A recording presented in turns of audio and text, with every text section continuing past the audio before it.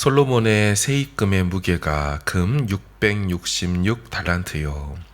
그 외에 또 상인들과 모욕하는 객상과 아라비아의 모든 왕들과 나라의 구관들에게서도 가져온지라. 솔로몬 왕이 쳐서 느린 금으로 큰 방패 200개를 만들었으니 매 방패에 든 금이 600세겔이며 쳐서 느린 금으로 작은 방패 300개를 만들었으니 매 방패에 든 금이 3만에라. 왕이 이것들을 레바논 나무궁에 두었더라. 왕이 또 상아로 큰 보좌를 만들고 정금으로 입혔으니 그 보좌에는 6층계가 있고 보좌 뒤에 둥근 머리가 있고 앉는 자리 양쪽에는 팔걸이가 있고 팔걸이 곁에는 사자가 하나씩 서 있으며 또 12사자가 있어 그 6층계 좌우편에 서 있으니 어느 나라에도 이같이 만든 것이 없었더라.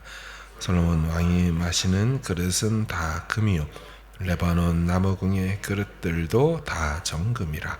은기물이 없으니 시대에 은을 귀 여기지 아니함은 왕이 바다에 다시스 배들을 두어 히람의 배와 함께 있게 하고 그 다시스 배로 3년에 한 번씩 금과 은과 상아와 원숭이와 공작을 실어 왔음이더라.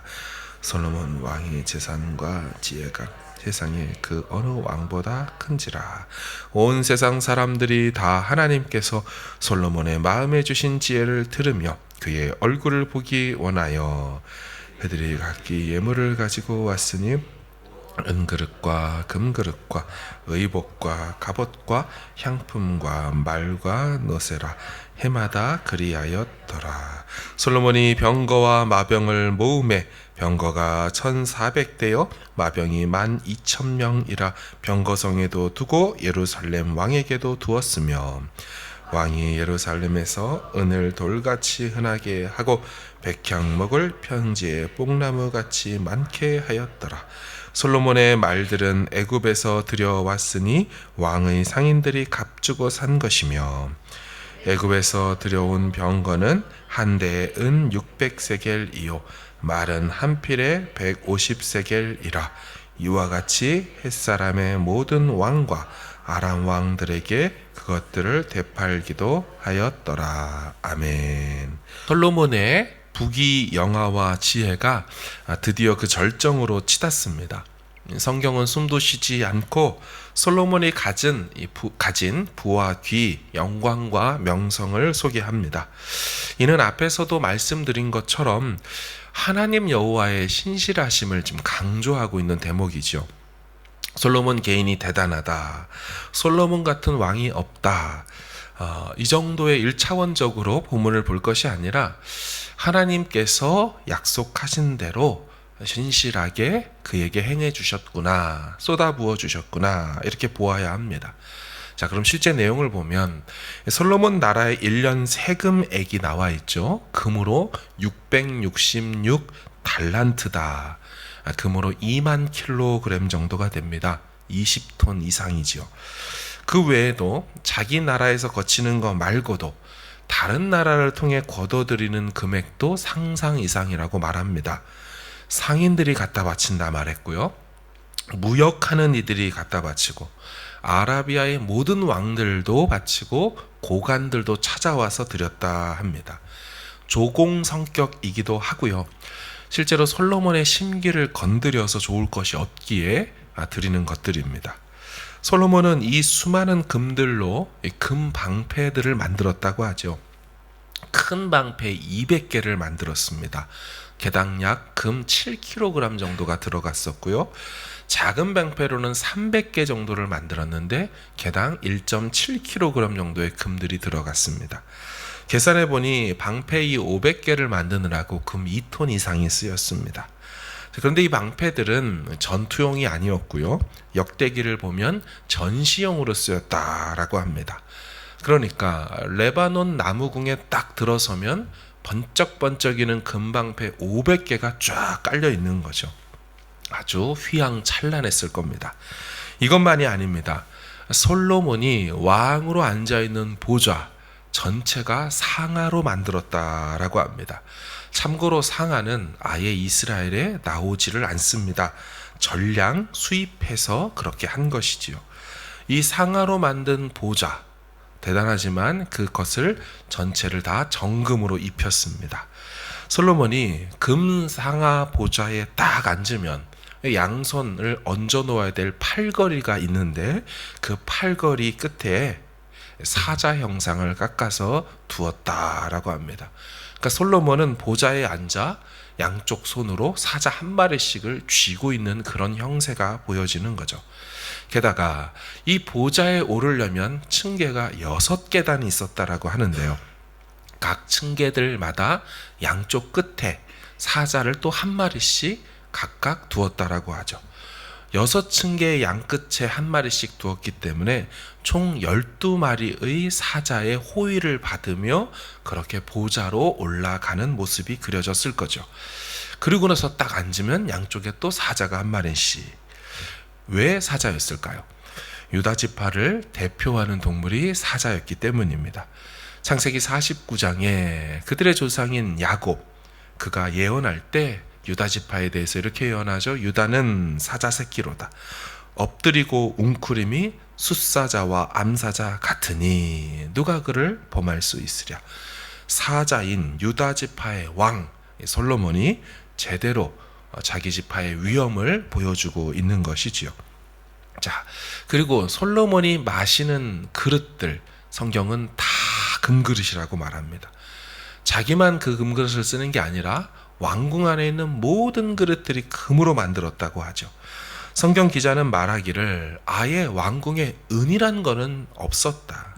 솔로몬이 사는 시대 자체의 은을 귀하게 여기지 않았다. 은은 너무 흔해서 사용도 안 했다. 대단한 이 부귀를 보여주죠. 그리고 다시스의 배를 통해, 다시스 아시죠? 요나가 가고 싶었던 당시 세상의 끝까지 간다는 다시스. 그 다시스까지 가는 배를 통해 각 나라의 귀한 것들을 계속 수입해 왔다고 합니다.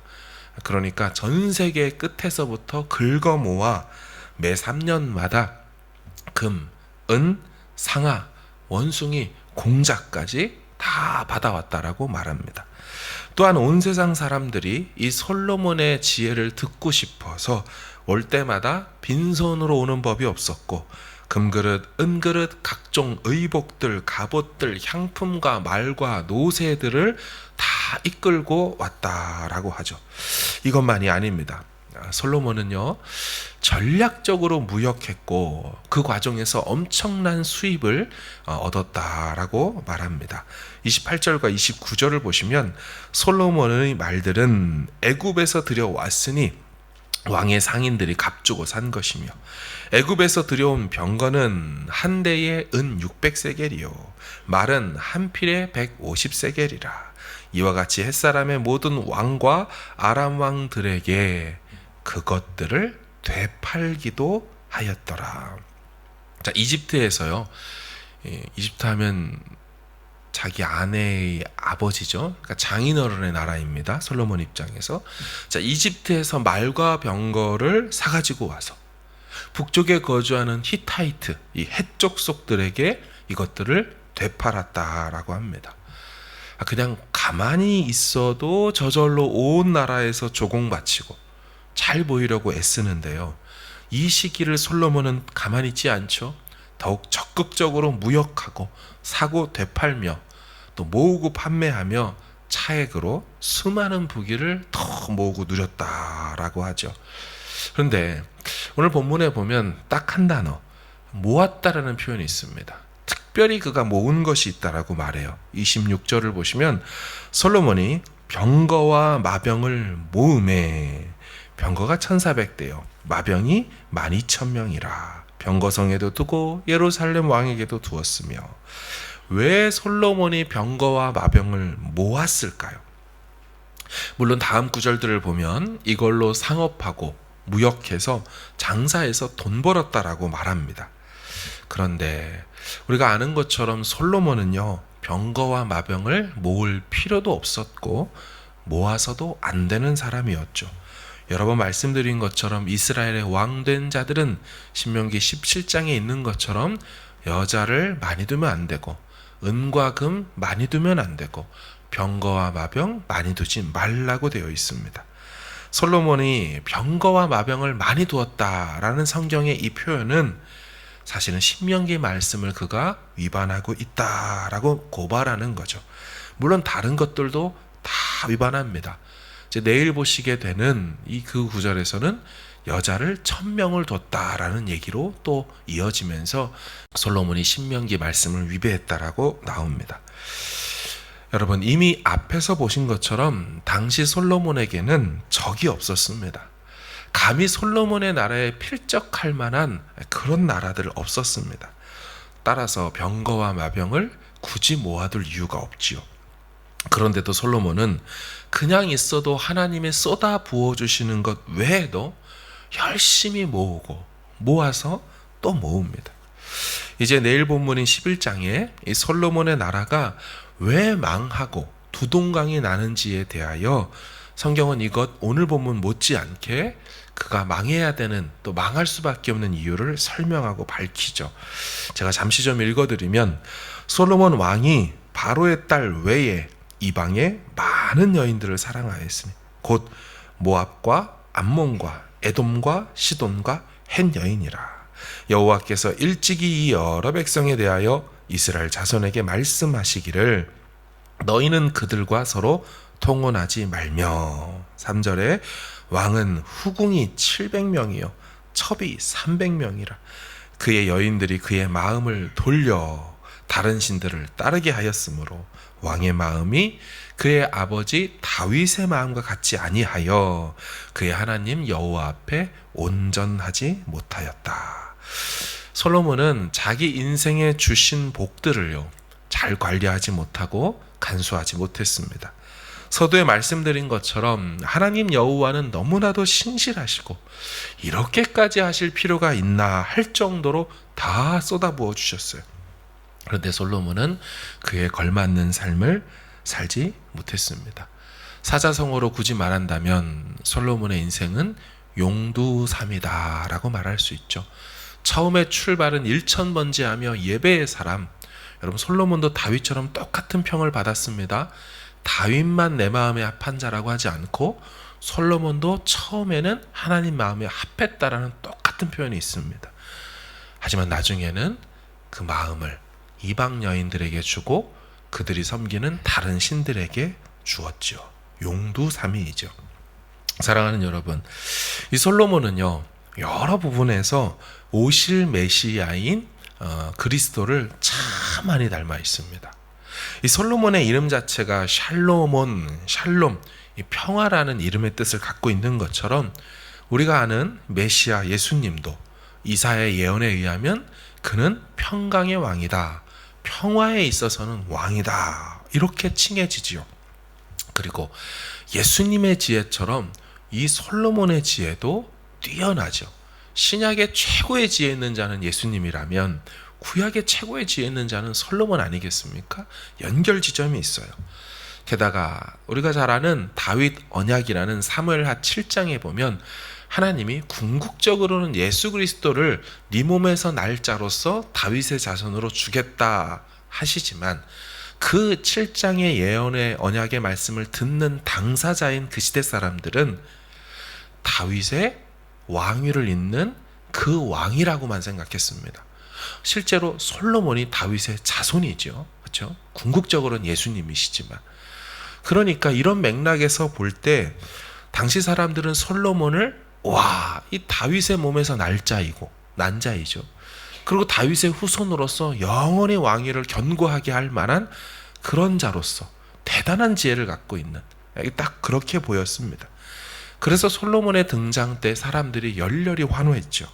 이런 지혜를 가진 자가 없고 이런 부와 귀와 영광을 누린 자가 없으니, 또 모든 나라 백성들이 다 예루살렘과 이스라엘 중심으로 모여드는 이런 모습은 진짜 하나님의 나라가 이 땅 가운데 세워진다, 이렇게 당시 이스라엘 사람들을 느꼈을 거예요.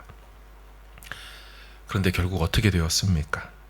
한때 그랬고 잠시 그랬지만 변질되었죠.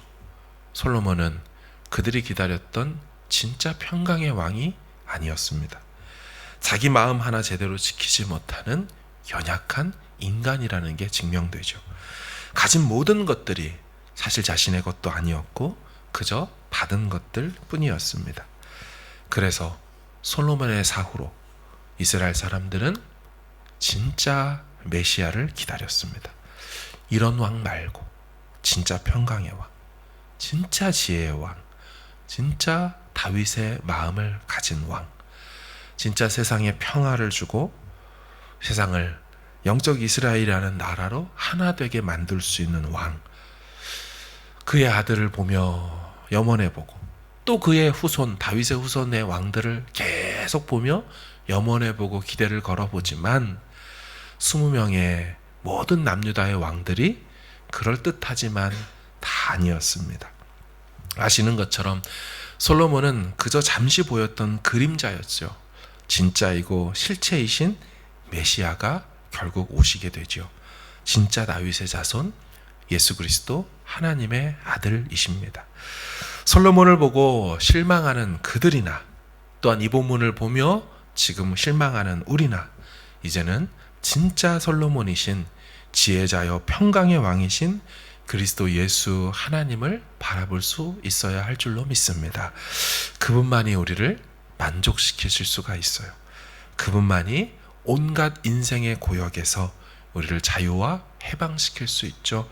수고하고 무거운 짐진 자들아 다 내게로 오라. 솔로몬은 그렇지 못했지만 예수님은 그러셨죠. 사랑하는 여러분, 이 솔로몬이라는 아주 떠올랐던 그럴듯해 보였던 이 인간 왕도 참된 왕으로 살지 못했습니다. 오직 예수 그리스도, 오직 하나님의 아들, 그분만이 우리 인생의 해답이 되는 줄로 믿습니다. 그분의 이름으로 성부 하나님 앞에 오늘 이 새벽에 나아가 응답을 얻을 수 있는 모든 그분의 백성들 되시기를 주의 이름으로 축원합니다.